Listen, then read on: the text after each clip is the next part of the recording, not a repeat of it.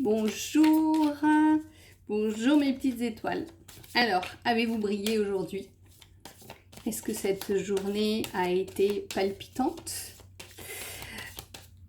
Si oui, c'est bien, continuez sur votre lancée. Sinon, essayez de mettre de la positivité dans votre journée en ayant un mental positif et en visualisant des situations positives. Sur ces paroles, on va dire positives, je vais vous présenter les énergies du jeudi 17 décembre. Alors, pour ce faire, on va travailler avec l'oracle de la triade. Ouais, il est dans le bon sens parce qu'il est écrit en anglais de l'autre. Donc, oracle de la triade pour les énergies générales.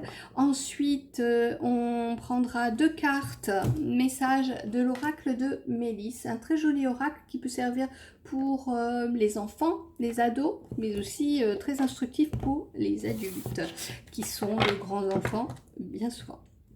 Allez, on y va, on bat les cartes de la triade pour déjà voir au niveau de la coupe quelles seront les énergies du 17 décembre.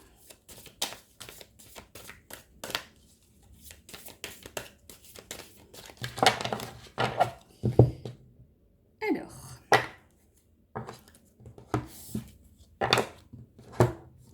première carte, la paix. C'est une carte assez spirituelle sur fond bleu, c'est vraiment le fond coloré comme ce qu'on peut imaginer des plans célestes. Et deuxième carte, celle des messages. Allons-nous recevoir un message des guides? Nous allons voir. Alors pour ce faire, quand je tire les cartes, j'aime bien poser mes mains dessus et me connecter à leur vibration. Donc on va voir si je reçois une guidance, quelque chose. Alors pour les énergies du 17 décembre, est-ce qu'on a un message à me transmettre? Alors ce que je reçois, trop de tumulte dans le cœur et dans l'esprit. Trop de tumulte qui engendre perturbation dans le physique. Humains, soyez dans la paix. Recevez nos messages. Ouvrez votre cœur, ouvrez vos oreilles et fermez votre mental. Plus vous laisserez place dans ce mental, plus nos messages descendront dans le cœur. C'est comme si ce mental était une porte que vous teniez fermée à clé. Sauf que la clé qui ouvre la porte de la liberté, la porte de la conscience, cette clé est en vous, à l'emplacement de votre cœur. Non pas le cœur, organe physique, mais le cœur vibratoire, le siège de votre âme. Allez en paix, humain, et le tumulte s'évanouira. Voilà pour la coupe. Allez, on va continuer avec le reste des cartes pour ces énergies du 17 décembre. J'ai encore des images dans la tête avec un étang calme, avec de l'herbe autour, avec la faune, la flore, tout est calme, tout est paisible. C'est l'image qu'on nous envoie. On nous demande de nous connecter à des images de paix lorsque le mental est en souffrance. Alors,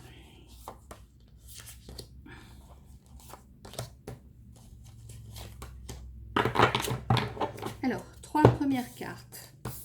J'ai la carte de l'isolement. Et ça correspond tout à fait à ce qu'on vit en ce moment avec cette période de restriction, on va dire de circulation, restriction de liberté. Peut-être que c'est une bonne chose, peut-être que c'est une mauvaise chose au niveau de ce virus. Je ne suis pas là pour donner mon avis sur la question et je ne veux pas entrer dans le débat, je veux me placer à un autre niveau. En tous les cas, beaucoup de personnes se sentent isolées, se sentent plongées dans la dépression. Et cet isolement, on me dit, c'est bien dommage de sombrer dans la dépression et ça rejoint la guidance qu'on a eue tout à l'heure au sujet de calmer son esprit. Si l'on voit autrement cette période d'isolement, cette période, elle peut être une période d'introspection productive, une période qui va nous permettre d'aller dans nos profondeurs et d'aller trouver cette pépite qui est en nous, cette parcelle divine, cette étincelle de joie, cette étincelle d'amour.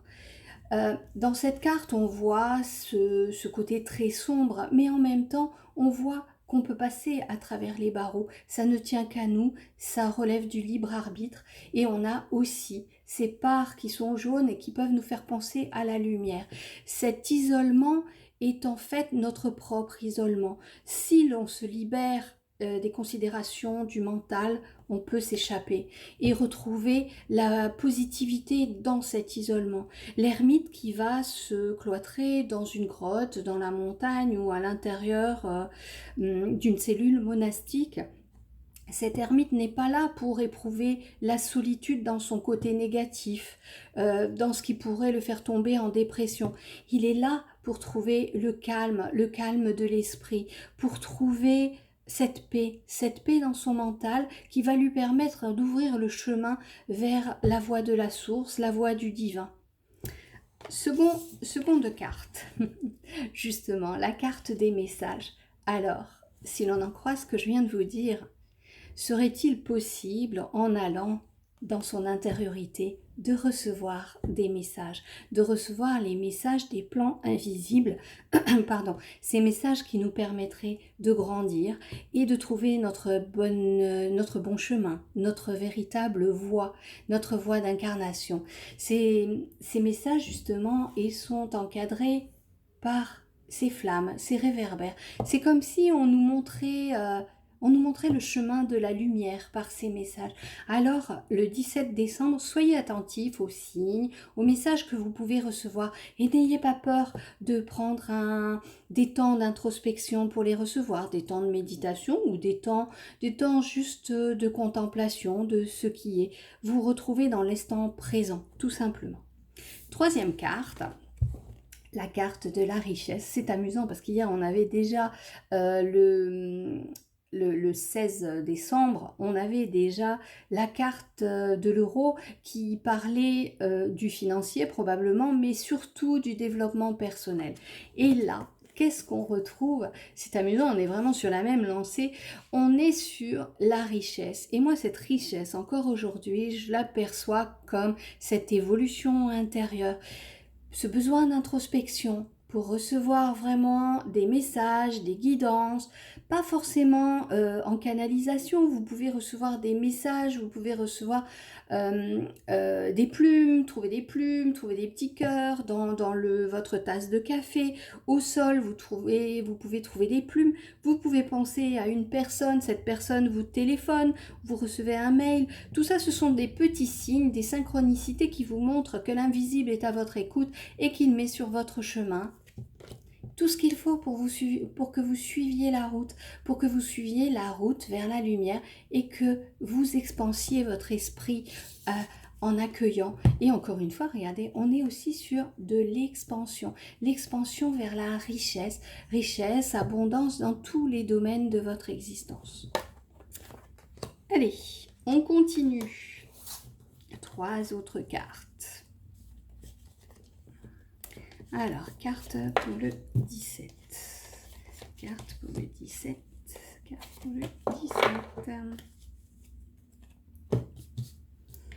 Alors, il faut que je trouve un système pour vous montrer ma table. Comme ça, vous voyez les cartes et leur positionnement. Mais c'est pas grave. 4e carte, j'ai la carte de l'arme. Cette carte, elle représente bien sûr les combats, les batailles, la colère, le rouge de la colère.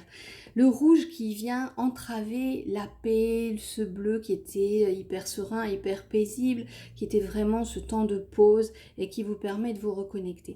Quelque part, regardez, elle est juste au-dessous de la carte de l'isolement. Moi, j'ai bien envie de vous dire, ce que je perçois là, c'est que cette bataille, elle est entre vous et vous, entre ce côté matériel et ce côté spirituel que vous avez en vous. Et dans ce temps d'introspection, ce temps de confinement, ce temps de couvre-feu également, Profitez-en pour déposer vos armes. Profitez-en pour accepter qui vous êtes véritablement et ouvrez-vous à la réception des messages. Ouvrez-vous à votre intuition. Laissez-la capter ce que vous avez besoin de capter en cet instant. J'ai coutume de dire que tout est parfait. Le plan est parfait. Bien sûr, moi j'ai un mental aussi qui turbine, hein, comme tout humain qui se respecte. Et quand je me dis, le plan est parfait, tout est parfait, alors je dépose les armes. J'ai l'impression que ça ouvre mon regard sur autre chose. Ça me permet d'aller voir ailleurs et de ne pas voir que le négatif. Bien sûr, il y a du négatif. Le négatif ne peut pas exister sans le positif et inversement. Regardez le symbole du yin et du yang. Tout n'est pas blanc et tout n'est pas noir. Dans le noir, il y a une parcelle de blanc et dans le blanc, il y a une parcelle de noir. On est obligé de côtoyer les deux faces de la pièce. Vous comprenez? Donc, voyez cet isolement comme ceci, les barreaux. Les barreaux sont assez larges pour que vous sortiez de la cage et il y a de la lumière dans la noirceur. Ces armes-là, c'est juste vous qui les tenez, qui les brandissez. Déposez-les. Et justement, à côté de la carte de l'arme et sous la carte des messages que je vous remontre, nous avons la carte de la femme.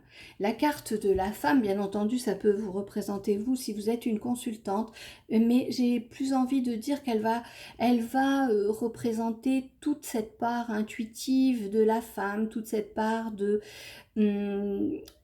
réceptivité, cette part de maternité. Vous pouvez enfanter vous pouvez vous enfanter de vous-même, vous pouvez être là justement en ce moment, dans cette période d'introspection, c'est une période de gestation. Et lorsqu'on parle de la femme et qu'on parle de l'enfantement, c'est comme si vous étiez en train de créer ce nouvel être à l'intérieur de vous, de prendre conscience de qui vous êtes réellement. Grâce au message que vous allez recevoir, parce que vous êtes dans cette réception, dans cette ouverture, cette intuition, vous allez grandir. Vous allez grandir comme ce fœtus qui grandit dans le ventre de la femme pour un jour voir le jour justement. Ensuite, nous avons l'erreur. Alors, cette erreur, je ne l'aperçois pas comme une erreur. J'ai plus l'impression que c'est vous qui percevez les erreurs que vous avez pu commettre dans votre existence. Et en fait, ces erreurs, ce qu'on me dit là, parce que je le reçois, on me dit que ce que vous considérez comme une erreur ne l'est pas. Ce que vous considérez comme une erreur est juste un écueil sur votre chemin, un caillou sur votre sentier de randonnée.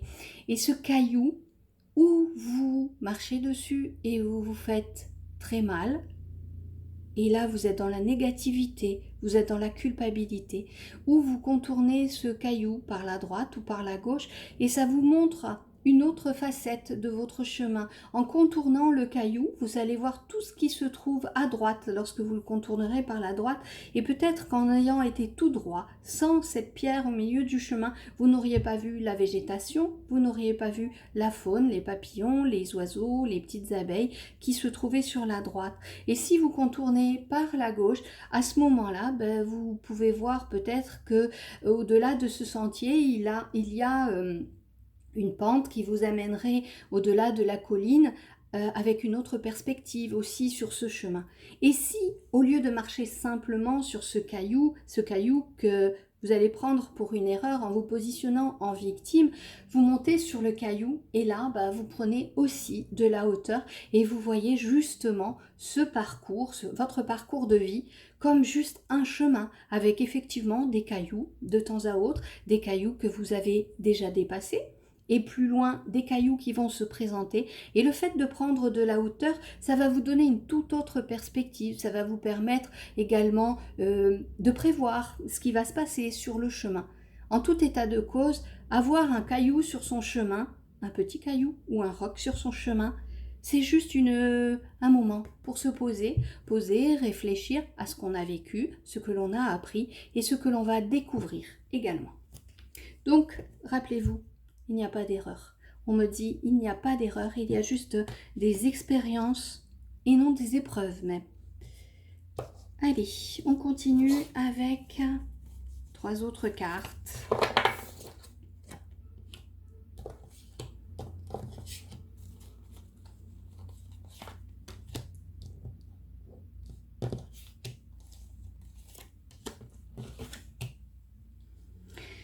Alors, avec les 3 autres cartes qui me sortent, j'ai bien envie de dire que justement, ce 17 décembre, il va y avoir quelque chose qui va se passer dans votre existence qui va vous amener à revoir un peu vos positions, à revenir sur vos croyances limitantes, à peut-être sortir de votre zone de confort, de votre routine, tout ce que vous aviez fait auparavant, et bien finalement c'est devenu obsolète et il va falloir changer votre fusil d'épaule. On avait l'arme tout à l'heure, bon, c'est les armes en général, parce que là, j'ai l'apparition de quelque chose qui va arriver dans votre vie, qui va arriver de façon soudaine. Alors, on peut parler d'orage, on peut parler encore, comme on est sur les armes, ça peut être un coup de colère, ça peut être un coup de grisou dans votre existence, ça peut être quelque chose qui va casser un peu, puisqu'on est sur une colonne, je dirais, les piliers de votre existence, ce sur quoi vous vous appuyez en permanence.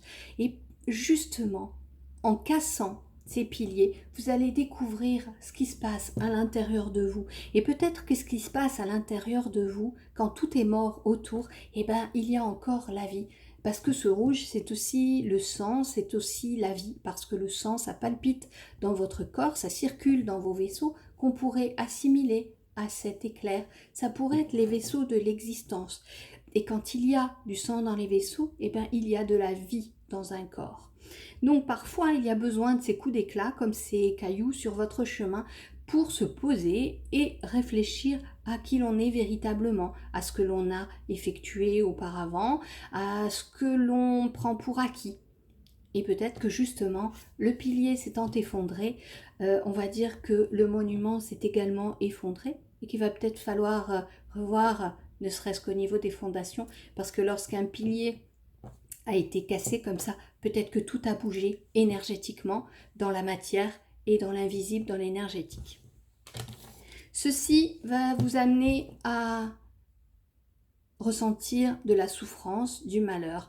Lorsque tous nos acquis s'envolent, s'effritent ou partent en fumée, il y a toujours un temps qui est compliqué, un temps je dirais, de deuil par rapport à ce qu'on était auparavant, par rapport à ces fonctionnements du passé. On doit passer par toutes les périodes de deuil, la colère, le déni, la dépression, finalement pour en arriver à l'acceptation de ce qui est pour évoluer.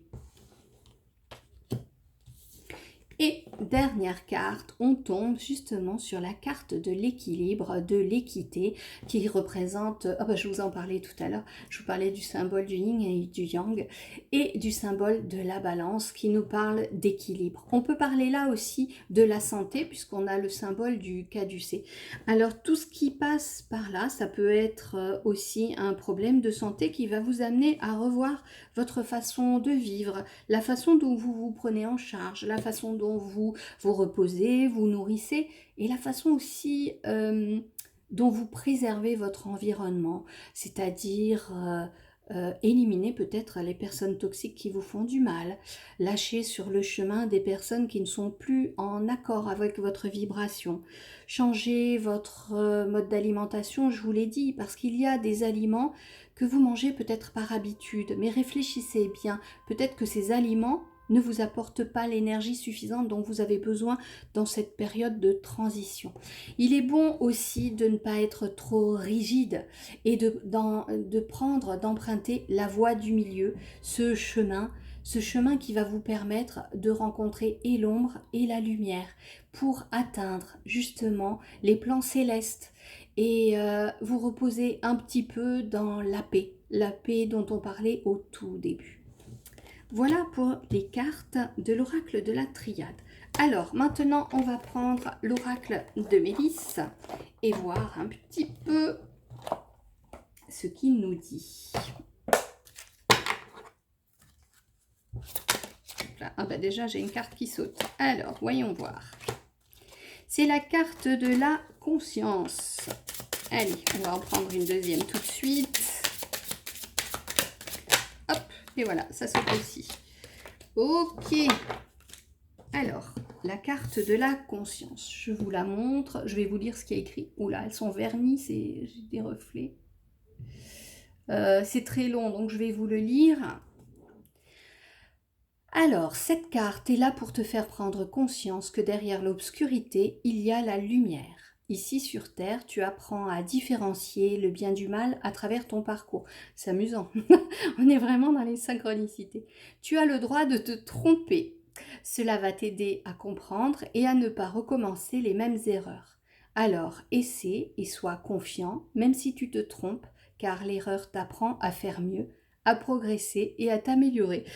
J'ai envie de vous dire, j'ai plus rien à dire parce qu'on l'a déjà dit auparavant. Quand je vous parlais de signes et de synchronicité, on est tout à fait là-dedans. Ensuite, nous avons le rocher à souhait. Est-ce que si j'éteins comme ça, c'est mieux? Non, c'est pas mieux. Ah, je sais, c'est la fenêtre qui éclaire. Alors, je vais vous dire ce qui est écrit. Fais un vœu, le rocher à souhait apparaît devant toi. Ferme les yeux et imagine-toi assis dessus. Fais un souhait avec gratitude en utilisant le présent et avec des mots positifs. Par exemple, merci de m'aider, merci de m'apporter. Donc voilà, c'est ce qui est inscrit ici. Et j'ai envie de vous dire, regardez, pendant ce temps-là, c'est comme si vous étiez sur le rocher. Profitez-en pour faire vos demandes. Envoyez vos messages à l'univers pour qu'il revienne et que vous retrouviez cet équilibre en ayant l'abondance qui sied à chacun. Car tout le monde a le droit de vivre dans l'abondance. Ok ? Voilà, je ne vais pas vous enquiquiner plus parce que je suis une pipelette, donc on est déjà à plus de 20 minutes de vidéo. Je vous souhaite un excellent 17 décembre. Prenez soin de vous et je vous dis à très bientôt. Au revoir.